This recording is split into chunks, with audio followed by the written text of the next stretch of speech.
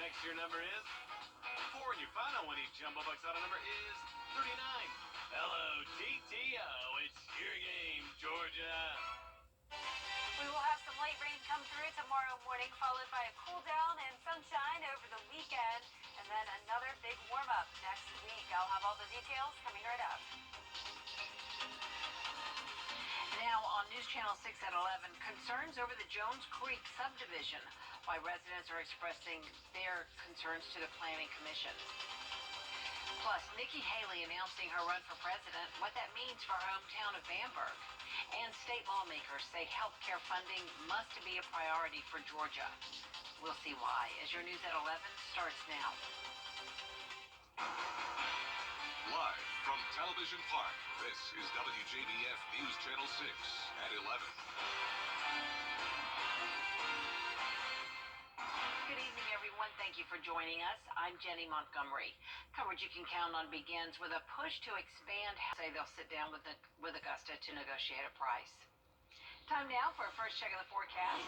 Here's meteorologist Jennifer Tracci. Well, Jenny, it was a really nice Thursday, a little bit of sun in the afternoon, followed by clouds in the evening, but it was a very well above average day, reaching 80 degrees in Augusta. Here's our Terry Lambert Hyundai Skyview cam over at Augusta Regional Airport. A breezy night, nice and dry for now, though. Once again, 80 degrees, well above average today. We started out at 45. It won't be quite that chilly when you wake up for Friday morning. We'll be waking up in the mid-50s.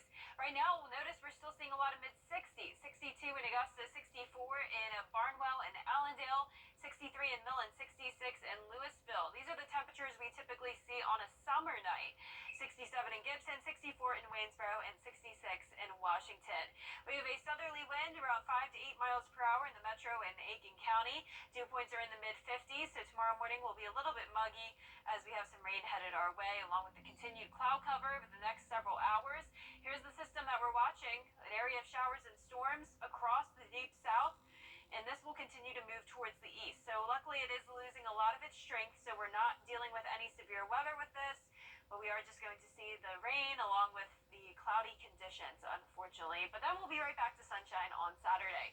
So tomorrow will be cooler than it was today, only topping off in the upper 60s, pretty much 60s all day long, and then eventually we'll start to clear out by Friday afternoon.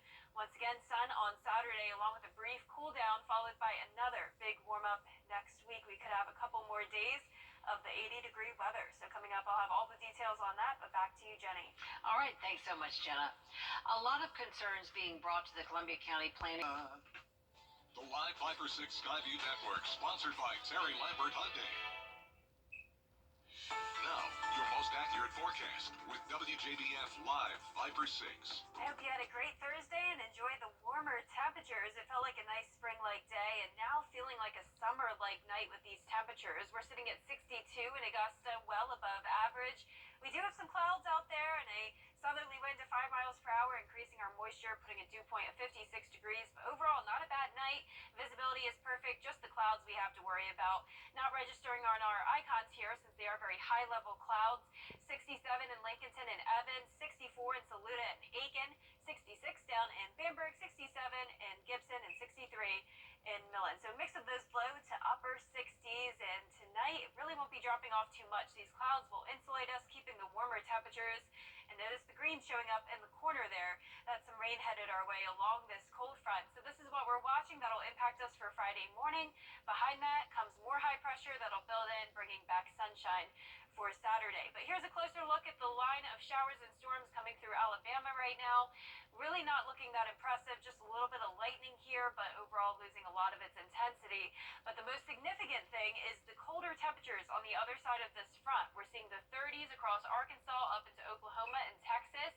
So we are definitely on the warmer side of things, seeing the 60s and even 70s down in Florida. Now tomorrow we'll be back into the 60s, so it's pretty consistent throughout the day. Upper 50s in the morning, upper 60s by the afternoon. But what's not consistent is President's Day weekend. Check out this variety of temperatures. We'll see the 50s on Saturday, 60s Sunday, and then right back into the 70s on Monday.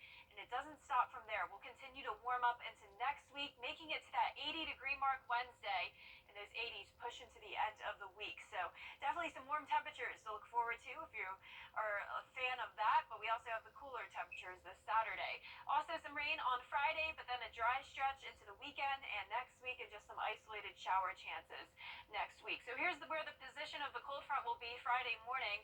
Showers along the coastline down into Florida, possibly some rumbles of thunder, but you'll see here on Futurecast, it's really not looking too impressive. Here's 7 o'clock in the morning. There's the rain coming through and quickly falling apart by the time it comes through the CSRA. Just those spotty showers around the lunch hour, and then it's out of here after that. And then we'll actually see some clearing, but continued gusty winds up to around 20 miles per hour. Rainfall totals will pretty much be under a tenth of an inch. Some spots a little bit higher than that, but definitely no flooding concerns. Once again, no severe weather threat with this. Mild temperatures tonight and for tomorrow, pretty mild as well. We'll climb into those mid to upper 60s, but then we'll see the changes in temperatures over the weekend, back into the 50s on Saturday, right back to the 70 mark on Monday, and then all the way up into the 80s by the middle of the week with only isolated shower chances. So not a whole lot of rain this week. No, but I think you called it right, up and down. Yep, up and down. definitely. All right, thank you, Jenna. The head of the environment interagency team to kind of review the U.S. response to tracking, monitoring, and potentially shooting down unidentified objects. In Washington, I'm Jesse Schnorr. Coming up, the return of Tiger Woods to the PGA Tour, plus a top 10 basketball matchup as region tournaments begin. Kira Goldstein has your sports coverage next. Montana Associates. Now, WJBF sports coverage you can count on. Well, there's a lot of basketball going on as many area teams are taking on their rivals. Let's start with Grovetown hosting Evans for a midweek matchup. Grovetown up 27-9 with 5 to play in the first half. Evans guard Jacob Tutt. There he is with the spin in the bucket. But Grovetown's own Kario Walker has the response right here. Grovetown takes a big 22-point lead into the locker room at half and ultimately wins it all 76-48. And in the opening round of the South Carolina playoffs, top-ranked North Augusta taking on Westside. The Yellow Jackets are #1 in the state and won 3 state titles since 2018. But in the second quarter, it's Westside taking the lead on a 3 from Alicia Scott. Back come the Lady Jackets off the inbound. Ashley Walker gets it and attacks the rim for the score. North Augusta back in front by 1. But Westside wouldn't go away. They retake the lead on another 3 from Scott. 4 seconds left in the half. Kennedy Wright at the line, shooting, it's off the mark, but watch the effort here from Selena Grant. She fights her way to get the bucket right before the half ends. North Augusta trail by 2 at the half, but open the second half on a 12-0 run and comes back to win 47-28. On the other side of that region tournament, a top 10 battle of Thompson's 4th-ranked Lady Bulldogs taking on number 10 Butler. Second quarter, Thompson leading. Jaslyn Crenshaw feeds Denisha Heister in the paint. Count the basket and the foul. Thompson up by 3. Thompson going back inside the paint. This time Heister feeds Talisha Latimer for the tough basket down low. Thompson extending their lead. More from them. Paris Rosser, the give and go with Latimer. And when Rosser gets it back, she buries the three-pointer. Thompson moves on with the win, 36-29. Over in the NCAA, there's Zaya Cook helping South Carolina jump out to an early lead against the Gators. They're up by 14 at the end of 1.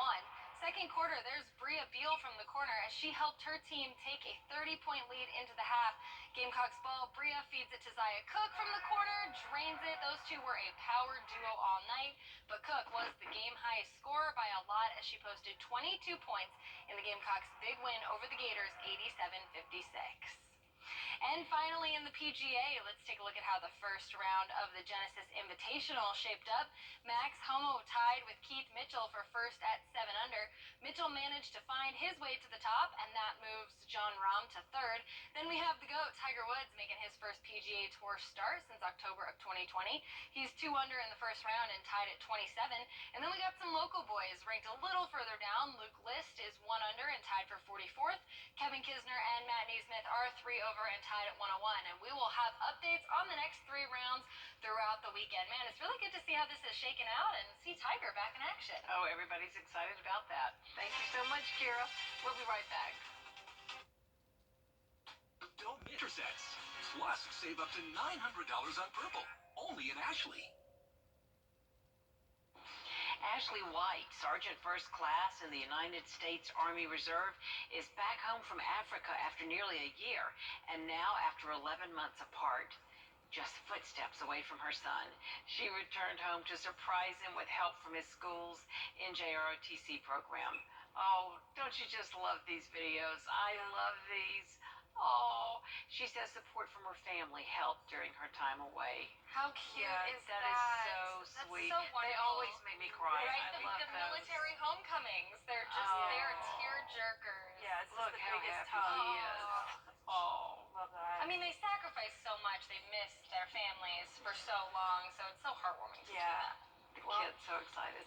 I'm glad we had nice weather today. We had really warm temperatures, felt like spring. Tomorrow we have some rain, but it won't be all day long. Back to sunshine quickly on Saturday, and some cooler temperatures. If you're a fan of that, we'll be back in the 50s, lows in the 30s, then warming right back up to the 80s next week. So a little something for everyone this week. It really feels That's a good like way to put it. A little season. something for Yeah, everyone. seriously, we've got 50s all the way through 80s.